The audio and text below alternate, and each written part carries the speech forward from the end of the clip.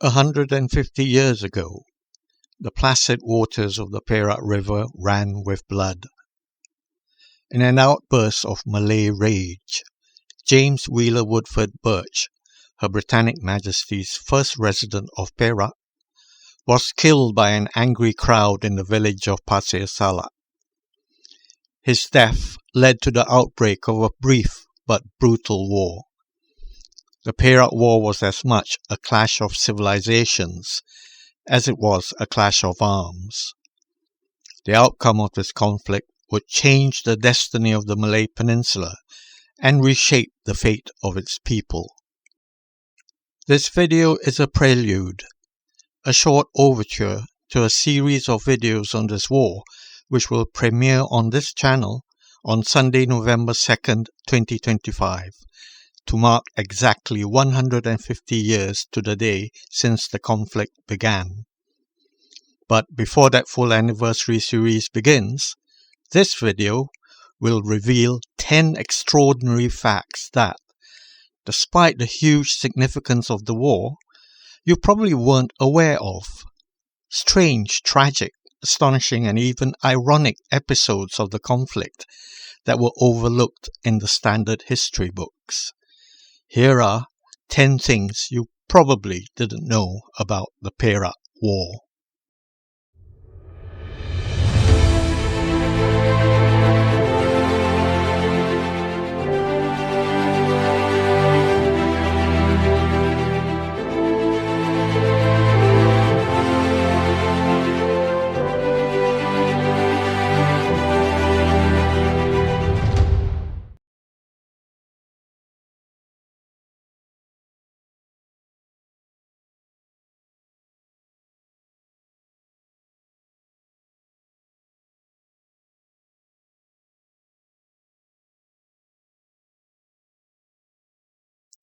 Number 1.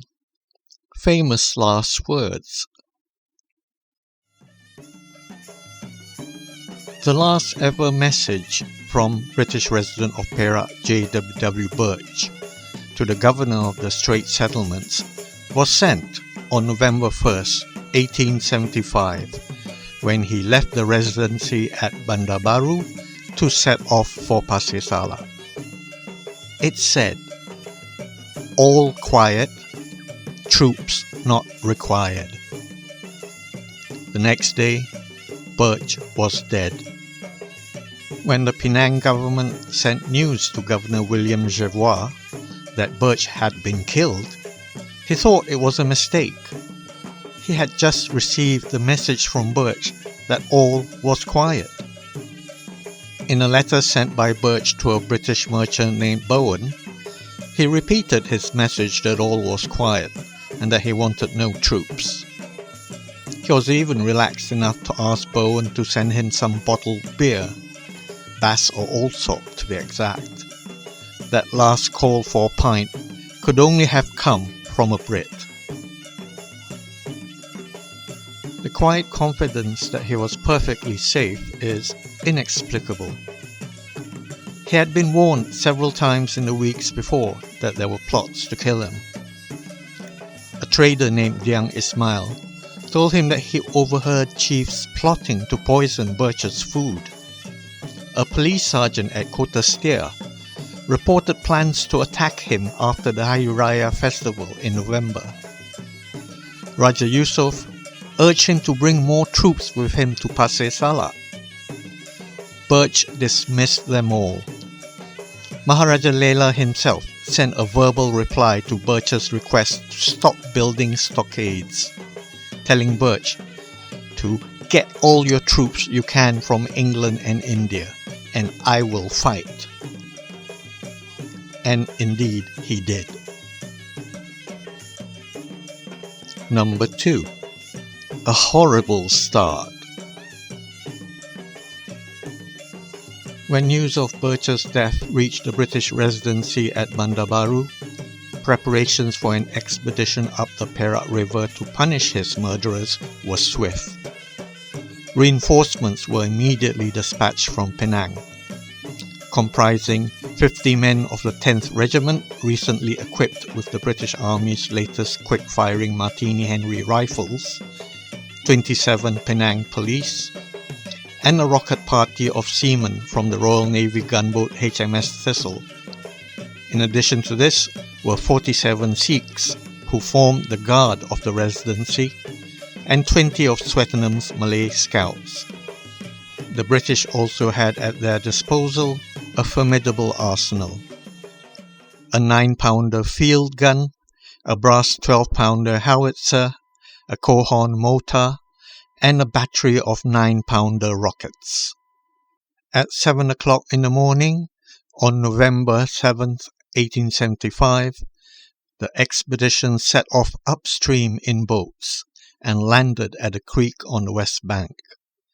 They then proceeded to march 2 miles towards Pasir Salak, in high spirits, and fully expecting to soon teach the Malays a short, sharp lesson.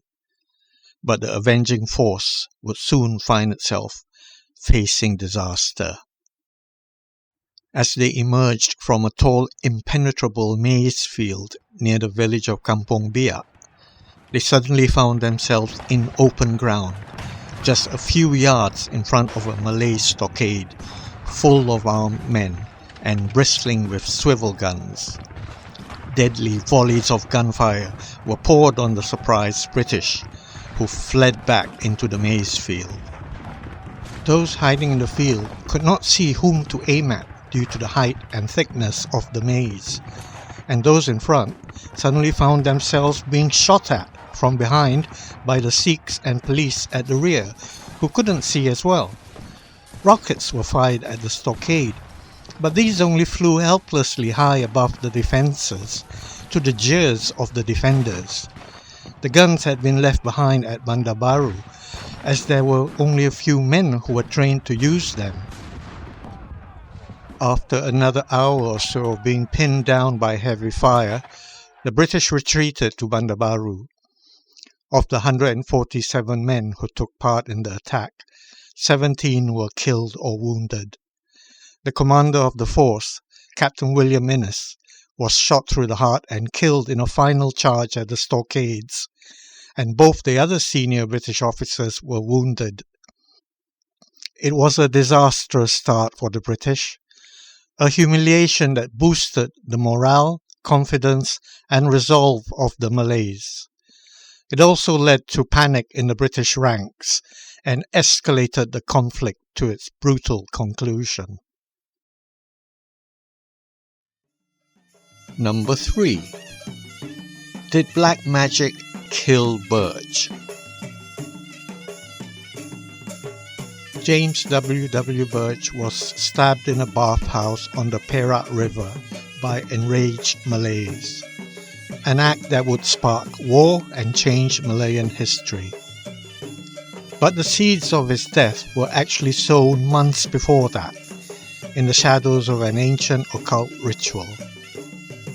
During the British inquiry into the death of Birch, a chilling accusation emerged. Sultan Abdullah and his chiefs had resorted to black magic to bring about Birch's death. The ritual in question was called a main berhantu, literally a ghost play.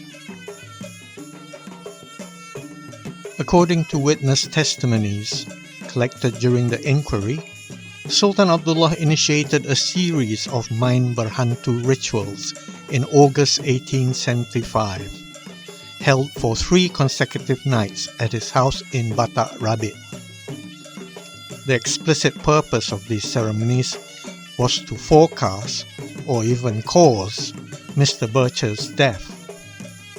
Eyewitness testimonies spoke of a ceremony involving a mannequin made from flour, which the Sultan stabbed repeatedly, saying, "See, in a month Mr. Birch will be dead." In another ritual, a butterfly emerged out of a bowl of rice grains. It was caught in a shaman's hand and crushed. "If the butterfly dies, Mr. Birch will die," the shaman declared. So, Did black magic kill J.W.W. Birch? Directly? No. He was killed by the blades of the spears and krisses in that bathhouse on the Perak River. However, the rituals did have power over the minds of those who took part in the killing, and in their minds, the butterfly's death foretold Birch's fate, and they believed it would be a certainty that came to pass just weeks later.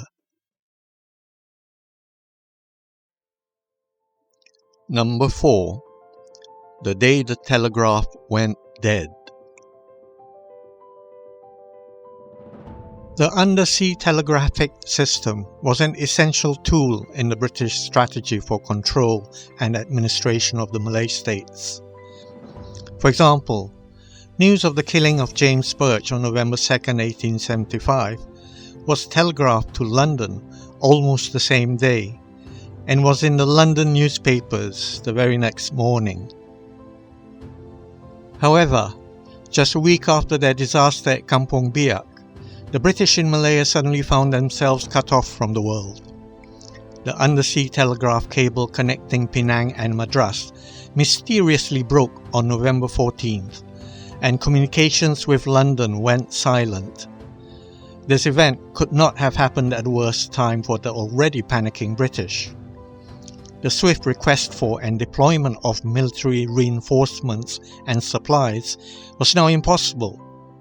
With no news of what the situation was in the peninsula, London could not effectively allocate resources and provide strategic advice on how to quell the outbreak. The break in the Penang-Madras section of the cable was believed to have occurred somewhere off the Nicobar Islands. A repair vessel, the telegraph company's steamer Agnes, was immediately dispatched to find the break and repair the damaged cable. However, telegraphic communication with the Western world was not restored until December 23rd. While the Penang-Madras line was down, communications was maintained, albeit very slowly, via the China cable and Siberian lines, though this route was also reported to be interrupted at times. One report at the time suggested that the break might have been due to submarine volcanic eruption, rather than physical deterioration of the cable. However, it is not known to this day what specifically caused this mysterious and very untimely collapse of the telegraphic system so soon after the Perak War erupted.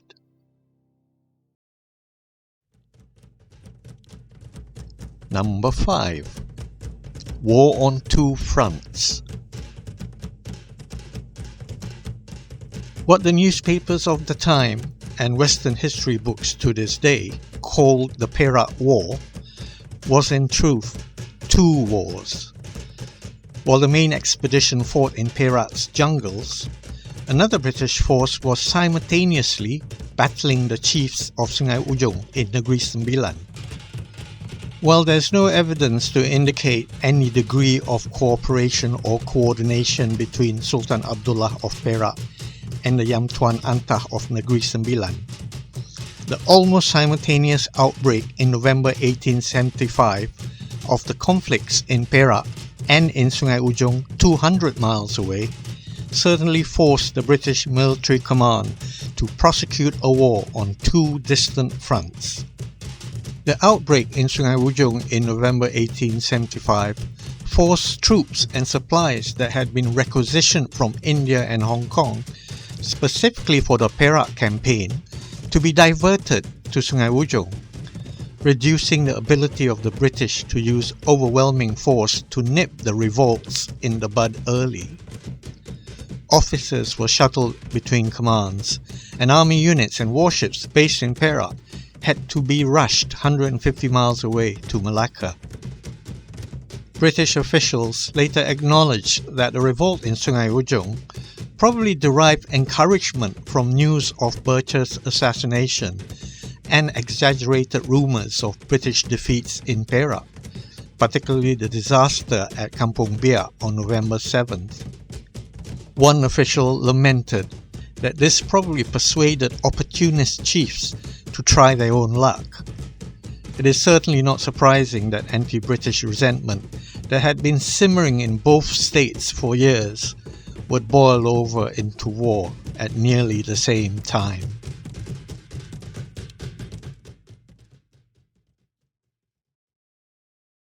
Number 6. The Empire's New Blade.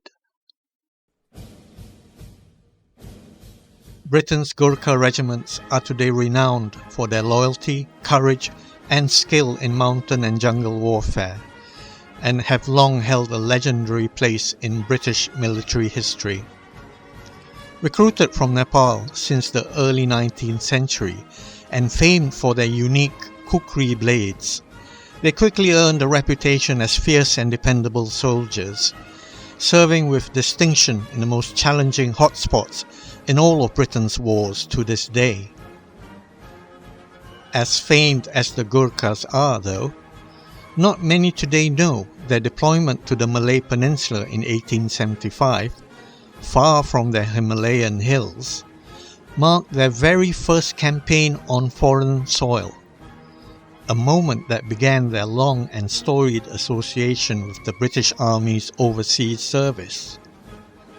The 1st Gurkha Light Infantry Regiment was chosen by the British Military Command for service in Perak because it was thought they would be well suited for jungle warfare, a form of warfare that would be unfamiliar to the other British units being dispatched to Perak. More than 350 Gurkhas, supported by 30 mountain guns, were sent to Malaya from their garrison in the Indian state of Himachal Pradesh. They were active participants on both fronts of the conflict in the Malay Peninsula, including storming the Malay stockades at Bukit Putus and the destruction of the Malay stronghold at Kota Lama. Number 7. Malaya's first Victoria Cross. The Victoria Cross is well known as the highest and most prestigious military decoration awarded for valour in the face of the enemy to members of the British Armed Forces. Instituted by Queen Victoria in 1856, it has honoured acts of extraordinary courage in all of Britain's armed conflicts since then, including 2 Victoria Crosses awarded during the Malaya campaign of the Second World War, and 1 awarded during Indonesia's confrontasi with Malaysia in 1965. However, the very first Victoria Cross awarded in Malaya was for an action at Bukit Putus in 1875 to a Captain George Nicholas Channa. Channa led a reconnaissance party of 25 men of the 1st Gurkhas up the Bukit Putus Pass and discovered an unguarded Malay stockade. The defenders were distracted cooking a meal. Seeing the opportunity, Channa climbed over the palisades and leapt into the fortification, shooting 1 defender with his revolver as 2 Gurkhas followed and killed another. The swift assault so surprised the 30 or so Malays inside that they fled. From this captured position, Channa engaged 2 more enemy stockades further up the hill, exchanging fire for half an hour. By the end of the skirmish, the Malays withdrew, and the Bukit Putus position was taken. Channa eventually became a general, and even had a road named after him in Seremban. Channa Road was later renamed to Jalan Datuk Siamang Gagap, honouring one of the Malay warriors Channa had fought at Bukit Putus. Number 8. A new form of colonial warfare. The Perak War introduced a new sound to modern warfare, the sharp crack of the Martini Henry rifle. The Martini Henry, introduced in 1871, was the quintessential weapon of the Victorian soldier and a defining symbol of British imperial power. a technological leap from the earlier Snyder Enfield. It was a breech-loading rifle with formidable range, accuracy, and stopping power. Its efficiency and reliability gave British troops a decisive advantage in colonial wars across Africa, Asia, and the Middle East, allowing small, disciplined units to dominate far larger native forces. More than a weapon, it became an emblem of empire, the sound and symbol of Victorian confidence and technological superiority. However, not many realize that the very first time this iconic weapon was fired in anger at a major conflict was in the Perak campaign. The 10th Regiment of Foot had been issued the new rifles and used them to great effect when they captured Pasir Salak on November 15, 1875. It was then used by the regiment when they assaulted the Malay stockades at Paroi on December 7th, with the Bombay Gazette reporting that the continuous roar of musketry from the Martini Henry rather astonished the Malay defenders. The devastating effectiveness of the Martini Henry ushered in a new era of warfare where, for decades to come, the industrial firepower of the rifle was pitted against the spears, muskets and swords of Britain's enemies. Accounts from the battlefields of Isandlwana and Omdurman in Africa to the Afghan War in India bear witness to thousands who fell before its heavy lead bullets. But it was in Perak and Sungai Ujung where the unequal nature of this new form of colonial warfare was first unleashed.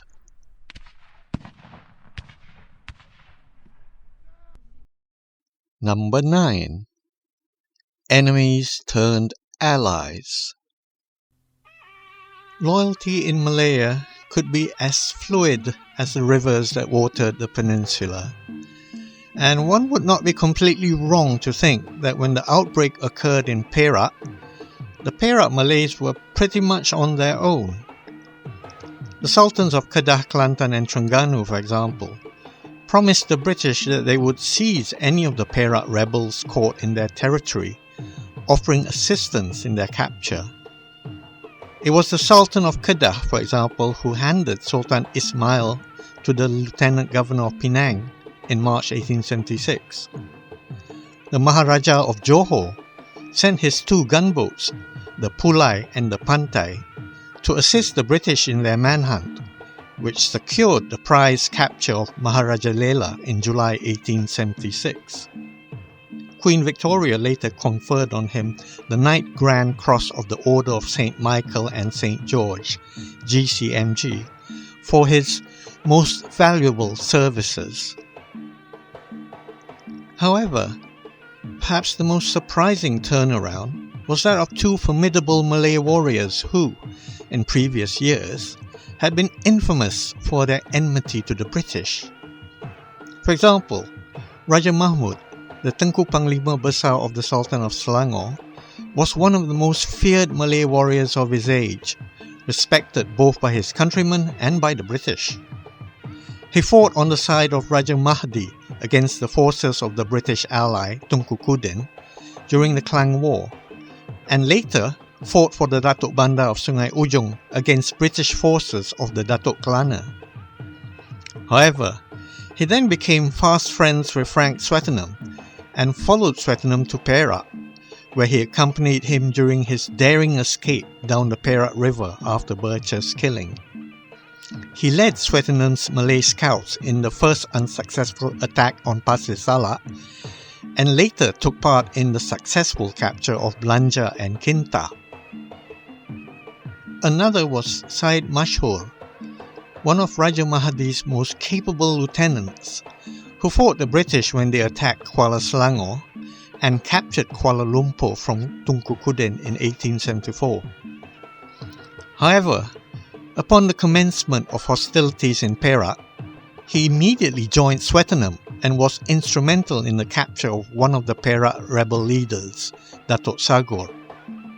A specially inscribed ceremonial sword was even prepared for Queen Victoria to present to Syed Mashhur for his services, only to be withdrawn later when it was discovered that Syed Mashhur had told Sultan Abdullah that he would kill James Birch whenever the Sultan gave the signal. He later said the Sultan never gave him the signal.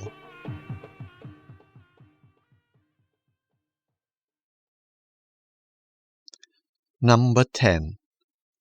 The man they had to hang twice. Datuk Sagur was the ruling chief of Kampong Gajah and one of the leaders implicated in the assassination of James Birch at Pasir Salak. Relentlessly pursued by the famed Malay warrior Syed Mashhur, he was captured in March 1876. He was later tried for Birch's murder in December 1876, found guilty, and was sentenced to be hanged in Matang alongside Maharaja Lela and Pandak Indut on January 20th, 1877. According to a Straits Times Overland Journal report of 8th February that year, Datuk Maharaja Lela met his fate without uttering a word. He walked boldly up the scaffold in a manner which the Malays commonly say, "Berani buat, berani mati." Dare to act, dare to die. As they approached the scaffold, Datuk Sagur and Pandak Indut asked to be hanged in Kuala Kangsar instead, but both were forced to go up the gallows steps. Astonishingly, Datuk Sagur managed somehow to snap off his handcuffs. When he dropped down the gallows, he held the rope tightly with one hand, raised himself up a little, and put his legs round the hanging post. However, he was overpowered by guards and had to submit to death after all. As the rope tightened a second time, the Perak War thus ended, an end that was as shocking and brutal as the war itself.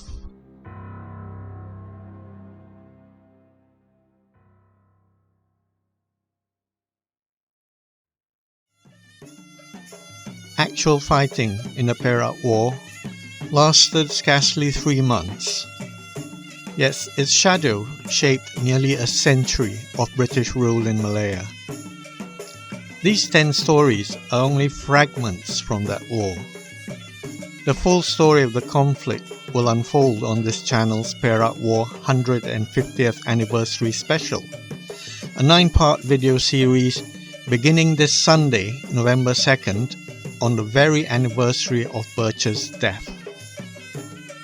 From the river where Birch fell to the scaffold where Datuk Sagur died, we shall retrace every step.